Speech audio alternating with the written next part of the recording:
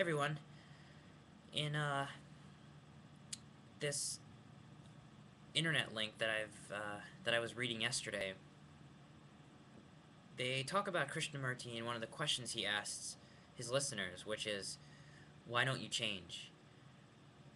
Well, why don't we change? We have all of the teachings right here. We have all of this isness, which is abundant, which is everything. And yet we continue to go about our everyday lives as if this wasn't true, as if we had a definite self, which is as real can get, and we need to protect it, and we need to think, and we need to keep going with habitual forms of idealizing and other such, escapes. Why do we keep running away? Why do we keep trying to run away? Why don't we just be? Why don't we just recognize what is? And he asks his listeners like fervently, why? Why are you doing this? And I think one of the differences between Krishnamurti and, say, someone that they were comparing him to, like Maitreya, would be that other teachers seem to recognize, this is another aspect, why don't we change? Why can't we all just become enlightened in this lifetime? Well, I think that, at least from an integral perspective, or a holistic perspective, there needs to be an evolution. Um, Thinkers such as Krishnamurti often emphasize a revolution, an instantaneous transformation, and I don't think he's wrong about that. I don't think he's off about that. But we can't just do that. Not so easily. It's not so simple, and yet it is. Because all things sort of have a growing process, a process of stages of development. Now, this process exists whether we label it a process or not, whether we develop a map of the stages or we don't. Um, whether or not there's a science textbook, for example, that describes the stages of a plant's development won't change the fact that plants grow that way. Um, but this is the map and the territory. But maybe it's not so bad to have a few maps, but only as guidelines. So when Krishnamurti asks, why won't you change? I mean, of course, you're going to have to take this very cautiously, because if on one hand you say, well, I'm still growing, I'm just a little metaphysical boy. I still have to get through all these pathologies. It's going to take some time before it can be that simple again. Um, if you say that, Krishnamurti might say, or any, I mean, as a general counter to that statement, well, you're just making an excuse to remain the same and continue that behavior, that pathology, that insecurity. You would rather be safe in knowing your misery than actually being open to dynamic change and isness. That may be true, but to what degree can we just tell people this? You know? I mean, perhaps there is some kind of growth process that we have to kind of go through the ego, through the sense of self, and to some degrees, people may have a healthier sense of self, and never really have all those, extreme insecurities that kind of build up these pathologies. But many of us do. Many of us have a big mess inside, And to some degree, yeah, we do need people like Krishnamurti who tell us, stop playing games, you know? Stop goofing around and actually just recognize what is. Because this whole time you've just been playing games with yourself and with others. You've just been making excuses not to change, to remain stagnant, and to remain this little miserable ball of confusion. Because you know that, and you feel safer in that than you would without it. But we don't even know. Well, Krishnamurti, of course, would counter. We don't even know what is like, because it's wordless.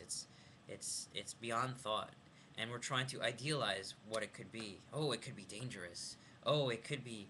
It's more threatening than what I have now. I have my misery now. I know my misery. I don't know this isness, this enlightenment, this suchness that is the world. So therefore, I don't want to go there because I am idealizing it, and that ideal seems threatening and dangerous. But what if it's not like that at all? What if our ideals about it are not what it actually is? If that's the case, then we're still playing games, and we're still running away. But all this comes back to maybe there is a development of the self in which particular stages need to be healed, particular aspects need to be healed, become more harmonious before it's so easy to just let go of these things. So, as much as it's very important to recognize the instantaneous transformation, the recognizing of what is present always, it's also very important to realize the nurturing aspect of development and growth, which isn't always instantaneous. It can be at sometimes a gradual process of unfolding, and it's important to recognize whenever we talk about it. Of course, it is not it is a map, it's a description of it, but it's the same sort of description as we would liken ourselves to a tree or a flower or another animal. So I guess the point we're driving home is words are going to describe this natural growth, but the grass grows on its own, whether or not we describe it, which is good. But for human beings who have concepts, and those concepts may hinder our growth, we have to remember not to try to control so much. I think this is the final aspect of this growth process. If we have this map, we might feel like, well, I'm going to have to control this map. I'm going to have to control my development. This map is very good. This map will tell me what to do and when to do it and how to do it. That's just, again, the ego wanting to control things, which is okay, which is fine, you know. Part of recognition of what is also acceptance of the ego as it is. But perhaps we need to let ourselves be as the grass is, as the plants and the trees and the forest are. They don't need to think in order to transform. And perhaps just as in meditation, thought is not the primary evolutionary button that we've got that will push us. Perhaps that stillness, that is meditation, and that is meditation, can help us even more than any ideology or any of that. Perhaps those ideologies, those maps, can help us be a good gardener for ourselves, in a sense, you know. But we shouldn't rely on it too heavily. We have to have more faith in our own ability to grow naturally. And in order to do that, we have to let go of controlling our development. It is not all about choice, but it does take some degree of choice to recognize and to look at our issues and to accept them. That's the difficult thing, that acceptance. So I think we have to be more nurturing for ourselves, because, and as an additional thought about stillness and that silence of meditation being likened to the silence of the grass growing or forest, or just life being, all that is a dynamic, active process. It's not stagnant. So when we say quiet your mind, you don't need to sit on a meditation mat and do that. You can do it in everyday life. You can do it, you know, while you're listening to this video, while you're walking around, while you're going grocery shopping.